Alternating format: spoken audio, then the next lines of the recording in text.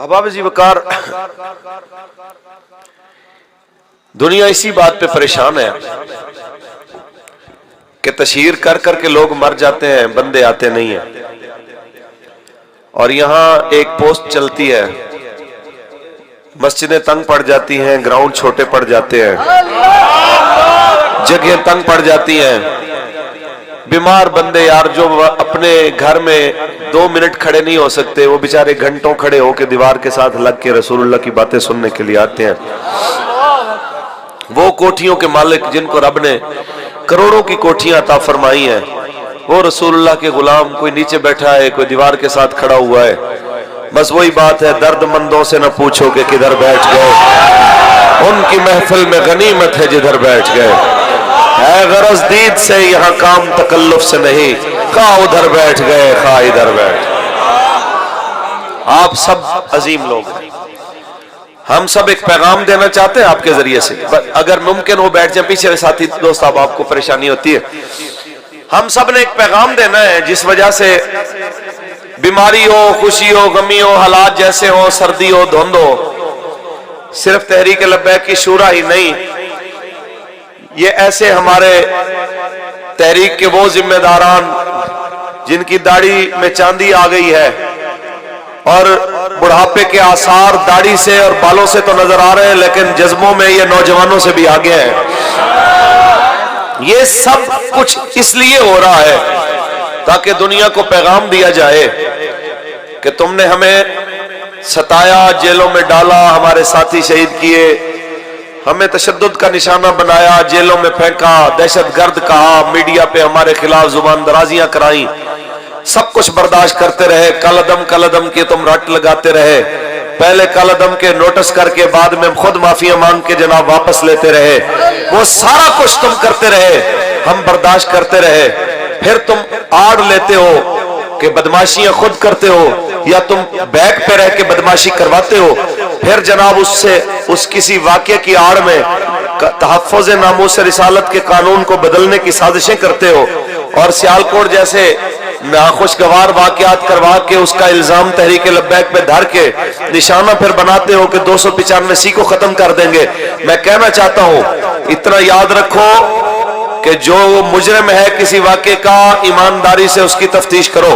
पहली बात कि तहरीक लब्बैक या रसूलुल्लाह से ऐसे किसी बंदे का ताल्लुक नहीं है। दूसरी बात, खुदा ना खास्ता अगर होता है, नहीं अगर होता, जब जमात ने कह दिया कि हमारा इस वाक़े से कोई ताल्लुक नहीं है, तो फिर किसी को इसके साथ जोड़ना यह किसी सूरत इंसाफ नहीं है।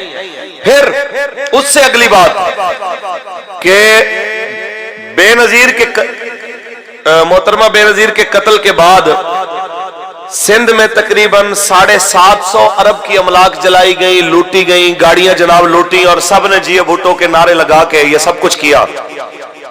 क्या किसी ने कहा कि पीपी को बैन कर दिया जाए? किसी ने कहा? मियां साहब इस्लामाबाद से लाहौर आए, मुझे क्यों निकाला कि जनाब तकरार करते हुए रास्ते में एक बच्चे को भी मार दिया उनके काफिले ने, और ये सारा कुछ हुआ। और इसके अलावा सुप्रीम कोर्ट पे उनकी जमात की तरफ से हमला भी हुआ, सुप्रीम कोर्ट के जज को मारा भी गया, फेंटी भी लगाई गई।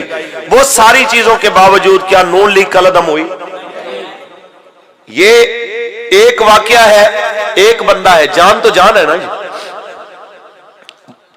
एक है 300 से ज्यादा बंदे बल्दिया की फैक्ट्री के अंदर जिस जमात ने जलाए और साबित भी हुए कोर्ट के अंदर, वो बोरियों में लाशें बंद करके फेंकने वाली कराची की एक महदूद जमात, क्या उस पर पाबंदी लगी?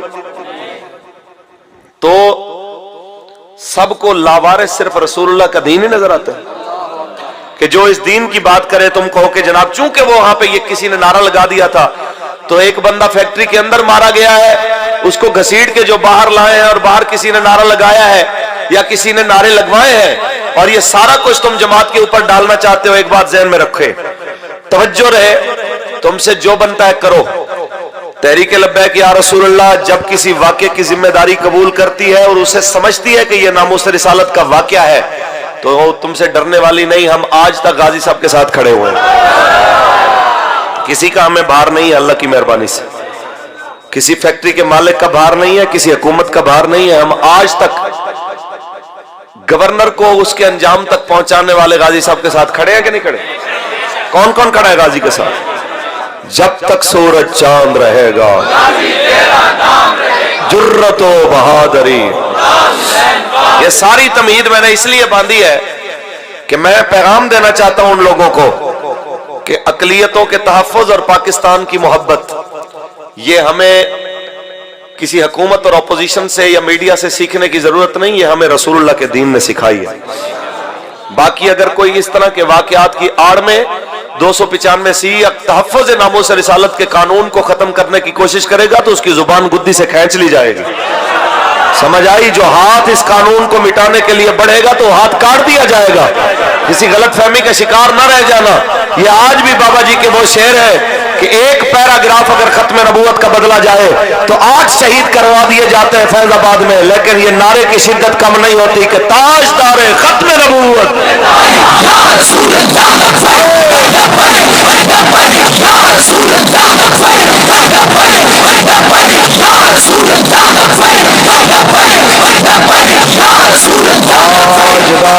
खत्म नबूवत।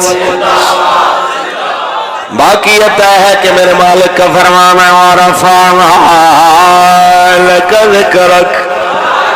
ऐ हबीब, हमने आपकी खातिर आपके जिक्र को बुलंद फरमा दिया है, वो जिक्र सदा बुलंद रहेगा।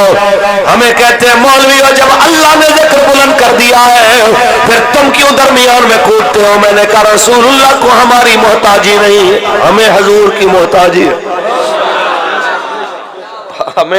हमें हुजूर की जरूरत है, उन्हें हमारी जरूरत है।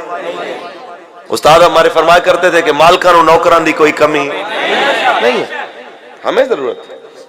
हम अगर नामूस रिसालत पे पहरा देते हैं तो अपना भला करते हैं, आप ना भी करो काम।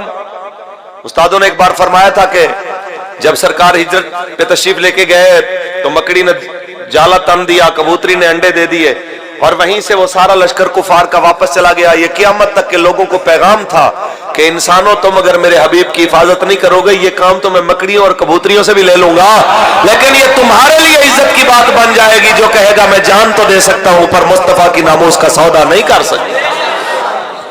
समझ आई? लिहाजा ये कलदम करने की बातें, ये फिर जनाब पाबंदी लगाने की बातें और इस तरह की बात करके हमें डराने की जनाब कोशिशें, ये पहले भी आप कर चुके हो। ना तुम्हारे चाहने से पहले जमात खत्म हुई, ना अब होगी। होगा वही जो मेरा रब चाहेगा। क्या होगा? जो होगा वही जो मेरा